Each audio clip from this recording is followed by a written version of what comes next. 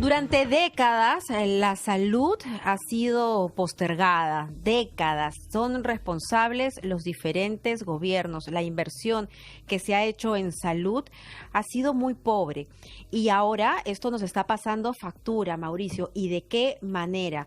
Por eso es que comentábamos que tiene que haber un antes y un después. Tienen que haber consecuencias positivas después de esta pandemia. Se nos prometieron hospitales que no hay, o se inauguraron hospitales que no estaban en funcionamiento y algunos se han tenido que activar en el camino. En Ahora los últimos estamos 30 hablando de años, palabras ¿no? mayores. En los últimos 30 años, 40, 50, 60, en fin. Sí. Algo que arrastramos sistemáticamente, un descuido que hay que enmendar de una vez. Y ahora hemos volteado a ver la Vía Panamericana y se convierte en una posibilidad de convertirse en un complejo hospitalario. De hecho, ya se está utilizando. En ese sentido, lo habíamos anunciado, Mabel, hemos invitado al doctor Alfonso Nino, que ya está en línea, para que nos dé finalmente su opinión, ¿no? Un tema de diseñar un inmueble para hospital implica que las puertas, me imagino, tienen un ancho determinado por donde pasan las camillas, las salas de operaciones tienen que ser en proporción al número de habitaciones, y esto no fue diseñado para hospital. ¿Es realmente sostenible una línea de tiempo volverlo a hospital? Esa sería para mí la primera pregunta. No sé si estás de acuerdo, Mabel. Sí, vamos a consultárselo a Alfonso Nino, director de la Escuela de Salud Pública de la Universidad Cayetano Heredia. Doctor Nino, ¿cómo está? ¿Cómo están? Buenos días a todos. Encantado de estar en el programa. Mire, la consulta de Mauricio es muy pertinente. ¿Se puede o no se puede acomodar esta infraestructura para un centro hospitalario? Yo creo que hay que ir un poco a por qué razón el presidente ha dicho esto. Yo creo que quiero leerles lo que dijo el presidente Macron en Francia. Dijo, lo que ha revelado esta pandemia es que la salud gratuita, nuestro estado de bienestar no son costos o cargas, sino bienes preciosos, y que este tipo de bienes y servicios tienen que estar fuera de las leyes del mercado. No lo dice alguien que es de izquierda, no sé cuánto. Entonces la pandemia lo que nos está viendo es que el bienestar de las personas tiene que estar por encima de los deseos que nosotros podemos tener. Miren, hospitales, cuando fue el gobierno de Belaunde, creo la última vez que se hizo 26 hospitales en el país, y los hizo Alemania. Vinieron técnicos de Alemania con empresas, pero hicieron 26 hospitales. A partir de ahí no se ha hecho ningún proceso nacional de hospitales.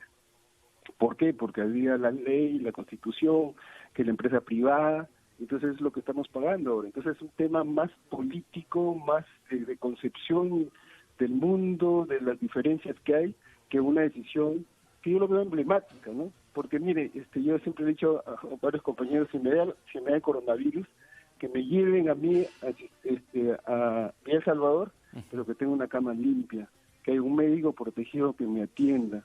Y si necesito respirador, que me lleven a ATE y que me atienda un respirador, y que tenga mi respirador, y que mi familia esté contagiada, le hagan algún tipo de prevención.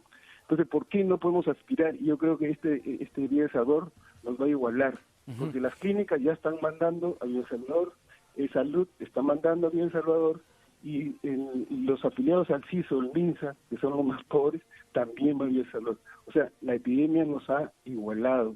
Estamos de acuerdo, doctor Nino, pero el tema, conociendo usted el tema, el punto que hemos tocado es, transitoriamente atendemos ahí a las personas que necesitan servicios de salud y luego diseñamos un hospital desde cero, o se permite que esto se quede como hospital.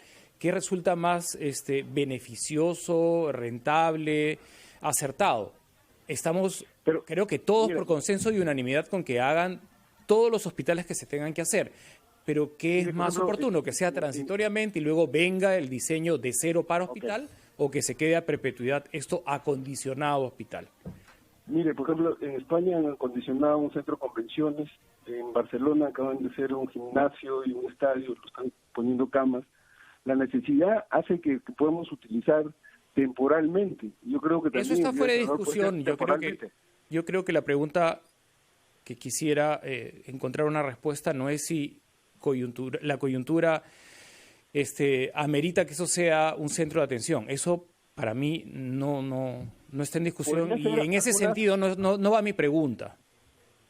yo creo que algunas áreas se pueden utilizar como hospitalización, pero también pueden ser utilizados como consultorios, como actividades de consejería, control prenatal, algunas cosas que adecuar, porque como usted dice, el diseño arquitectónico es diferente para un hotel que un hospital.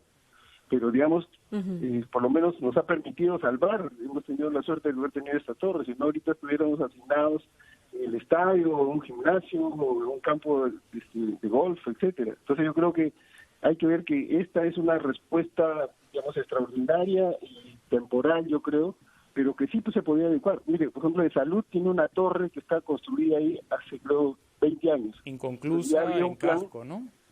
Claro, entonces ya Salud está planteando que eso sea consultorios privados, porque una de las Así es. Que hay saturación y ahí es la demanda de la gente y no hay servicios para atenderlo.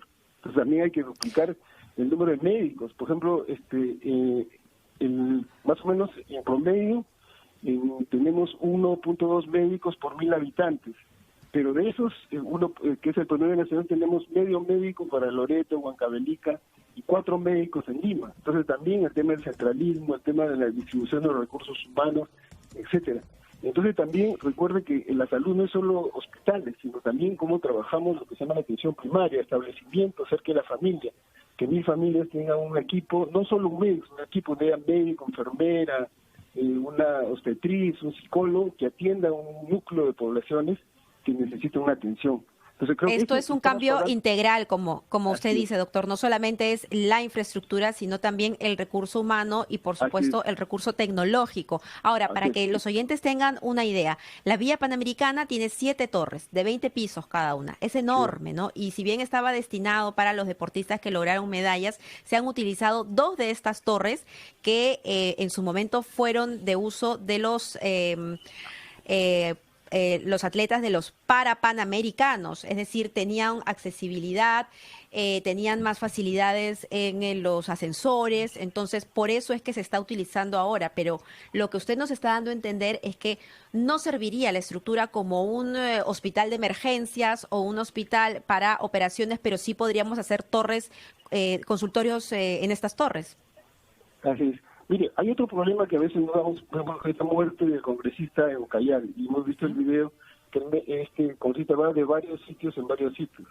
Entonces, ¿qué implica esto? Que estamos totalmente segmentados en su salud. Entonces, el congresista fue el primero en salud, después fue el sector público, va a Moronacoche, que es privada, y al final todos están saturados. Entonces, ya no puede ser. O sea, tiene que haber alguien que sepa, como cuando usted va a un lugar, qué establecimiento tiene camas libres, tiene respiradores, y lo ubica. Pero cada uno empezamos a trabajar por sectores, o sea, totalmente fragmentados, y esto es una característica del sector salud, la segmentación y la fragmentación de los servicios que no permiten dar una atención. Y cuando hay esta fragmentación, se diluye el presupuesto, no hay calidad, hay conflictos entre las profesiones, médicos, enfermeros, obstetrices, no valoramos la inversión pública, porque realmente los congresistas, el Poder Judicial, la Fiscalía, todos tienen seguros privados, entonces tienen buenas clínicas, etcétera, y la gran mayoría tienen que ir a camas precarias, sucias o viejas. Entonces, ¿por qué no aspirar a tener, no digamos para mañana, pero sí en 20, 30 años, un sistema con camas limpias, con agua potable, con médicos atendidos, contentos, con buen sueldo, etcétera? Ahora, eso sería lo ideal, doctor. Yo le quiero dejar una pregunta antes de irnos a la pausa. Entonces, ¿a usted le parece que este comando COVID, que integra a los hospitales de las Fuerzas Armadas, a Salud, al MINSA, debería sostenerse en el tiempo? ¿Deberíamos ver un cambio estructural en el sistema de salud? Le dejo esa pregunta, Mauricio. Sí, yo también quería dejarle adicionalmente a la pregunta de Mabel el tema de la formación de médicos. El Estado la debe fomentar a través de facultades de mucha categoría, el tema de la formación de los profesionales de salud.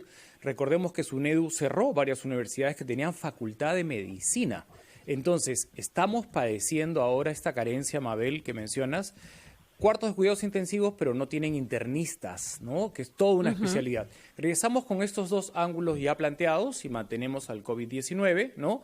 Y si el Estado debe fomentar la formación de profesionales de salud de muchísimo nivel. Regresamos con el doctor Nino. Todos los medios, continúa nuestra conversación con el doctor Alfonso Nino, director de la Escuela de Salud Pública de la Universidad Cayetano Heredia. En la primera parte ha sustentado que está absolutamente de acuerdo con la propuesta que la Villa Panamericana se quede ya al servicio de la salud de los peruanos y que se hagan las adaptaciones necesarias en infraestructura, pero que se quede. Y que definitivamente, ¿no?, el tema de construir hospitales tiene que hacerse con un planeamiento acorde con nuestra realidad. Mabel Huertas le planteó la pregunta si considera que el comando COVID-19, una vez que superemos esta pandemia o convivamos con la pandemia en otros términos, debe quedarse para monitorear todo lo concerniente a salud. Me parece que en esos términos era la pregunta, Mabel. Así es. Claro, porque unifica la sanidad de las Fuerzas Armadas, MINSA y Salud. Mire, yo creo que ese es el germen de lo que quisiéramos como peruanos. Yo como peruano, como profesor de salud pública, eso es lo que quisiera. Pero yo creo que este germen de la integración, de la unificación, por ejemplo, ustedes ven el problema que había en Arequipa con el presidente regional, en Lambayeque, que sacaron al presidente regional del COVID, porque no tenemos esa cultura de trabajar con otros. Queremos trabajar en cada uno en su línea y vamos a ver si coordinamos. Entonces, justamente incluso la Constitución dice que nuestro sistema es un sistema nacional coordinado. ¿Por qué no podemos decir que es un sistema, digamos, articulado, conjunto, pero no solo coordinado, es un sistema integrado, puede ser la palabra, para que pueda atender? Entonces, creo que también tiene que ver con la cultura peruana que tenemos de cada uno por su lado. Y entonces, yo creo que ese comando, yo creo que tiene que mantenerse. Y como es extraordinario ver cómo, por ejemplo, en el Congreso se van a poner de acuerdo para generar una ley, porque en la Constitución dice que somos un sistema coordinado, no dice que somos un sistema integrado. Entonces, eso pasa también por los políticos. Y respecto a otra pregunta de los recursos humanos, yo creo que ese es importante. O sea, los médicos tienen que tener competencias, pero también tienen que tener valores y también una emoción social para verse aquí, los forma y mirar en su contexto. Yo creo que hace un esfuerzo de algunas universidades, pero a veces el tema del mercado hace que disminuyas el tiempo, que no tengas las condiciones. Mire, cuando yo fui serumista, para ir a Serum había atendido 100 partos. Entonces, yo veo muchos serumistas salen y no han atendido uno, o lo han hecho en una maqueta. Entonces, digamos, porque no ha habido una regulación de la formación de los recursos humanos que ahora se está haciendo. Ahora, algo se activó con la SUNEDU, porque cerró universidades que tenían facultades de medicina y que eran, literal, hay que decirlo, una estafa. Y eso ya se cerró. Pero de ahora en adelante, ¿qué vamos a hacer para fomentar, como usted dice, no solo ser un experto en la especialidad que quiera, sino humanos? O sea, de ustedes depende hasta morir dignamente, ¿no? Y en ese sentido, doctor, resuelta esta pregunta, Mabel, ¿me permites ir a la siguiente reflexión? Por supuesto. Sí, la siguiente reflexión era, es cierto que el Estado, ¿no?, le debe muchísimo a su población, pero en esta pandemia, un poco nosotros tenemos que ser nuestros propios médicos también, y no siento ese sentido de responsabilidad de todos los peruanos en lo que el Estado nos ha pedido. Y le estamos complicando mucho más las cosas al Estado de lo que ya están, ¿no? Entonces, ese nivel de compromiso de ser yo mi propio médico, yo mi propio enfermero, yo cuidarme, ¿cómo? No saliendo, no se percibe finalmente a la altura de las circunstancias. ¿O usted tiene una percepción distinta a la que le estoy planteando? No, yo creo que estoy de acuerdo plenamente con usted, pero yo creo que tiene que haber la gente valora las cosas cuando las entiende. Pues a veces no sabe, la información no convence a la gente. Como todo el mundo sabe que el alcohol y el tabaco hacen mal, pero fuman y toman. Entonces, cuando yo tomo una decisión es cuando hay concientizado de algo que me parece importante. Yo creo que todavía no, la gente está un poco por el miedo, pero no hay una conciencia de que cuando yo salgo a la calle me voy a contaminar, pero voy a contaminar a otro. Entonces también... Doctor, y esto... claro, eso tiene que ver con una cultura... en las regiones, Sí. que cada uno, por ejemplo, piensa que hay una unidad con COVID, entonces esos tienen que ver con... Nadie se incorpora en esta articulación para poder abordar ese tema juntos. Entonces, estamos pensando que eso, o sea, el COVID es un problema del Ministerio de Salud. No, es un problema de todos los peruanos, que empezando de las personas, las familias, las comunidades, los municipios, el gobierno regional y por último el Estado. Entonces, este conciencia integral no existe, no sé por qué. Y lo hemos Doctor, visto pero en estará relacionado a la incipiente cultura de prevención que hay en nuestro país. Es decir, ya sabemos que la obesidad, por ejemplo, es la madre de muchas enfermedades crónicas. La higiene es básica para no enfermarnos de alguna enfermedad infecciosa. Entonces, es ahí también a donde debemos apuntar, a la cultura de prevención. Sí, pero yo creo que tenemos el tema de la inequidad, ¿no? La inequidad, unos tienen agua y jabón, otros no tienen agua y jabón. Que algunos dicen que es un concepto burgués digamos, el aislamiento, porque podemos movernos en la casa, pero otros tienen un solo cuarto de distanciamiento. Entonces yo creo que la pobreza, la inequidad son temas claves que tenemos que resolver, no ahora, pero progresivamente. Entonces eso va a dar bienestar, el bienestar va a dar salud. Y la persona saludable trabaja más, produce más y vamos a mejorar como un circuito virtuoso. Y entonces, el individualismo nos está matando, ¿no? Porque el que tiene agua y salud considera que el que no tiene, lo tiene que resolver él. No hay una fuerza común para que todos los peruanos tengan agua. Es un problema de los que no tienen agua. Y esto nos está demostrando que es un problema de todos, los que tienen y los que no tienen, ¿no? Por eso yo digo, por ejemplo, que los profesionales, por ejemplo, de salud y en general deberían tener 3 valores en salud. Nosotros tenemos una facultad de salud pública, tenemos una carrera de salud pública, no médicos, sino actores de salud pública, y vemos como 3 valores que impulsamos. Uno, que la salud es un derecho de todos, por lo tanto no puede haber inequidad. El segundo es que la equidad tiene que ser un tema para reducir la brecha que existe entre poblaciones, costa, sierra, urbano, rural. Y el otro es la solidaridad, cómo somos solidarios. Entonces entendamos que nos molestamos cuando nos permiten sacar a nuestro perro, pero hay gente que si no sale no come. Entonces, ¿cómo hacemos una forma de vida donde la solidaridad, disminuir las brechas, igualarnos, nos puede ayudar? Y eso pasa desde niños, desde las escuelas y también desde las universidades.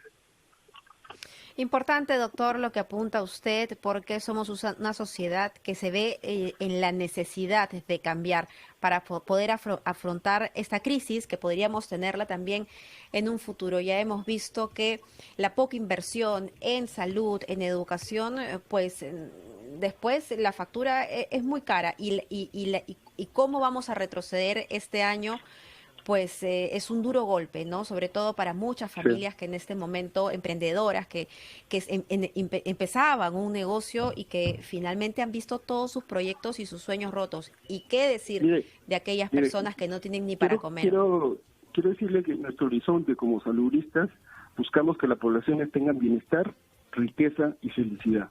Y no menos muertos, menos enfermos.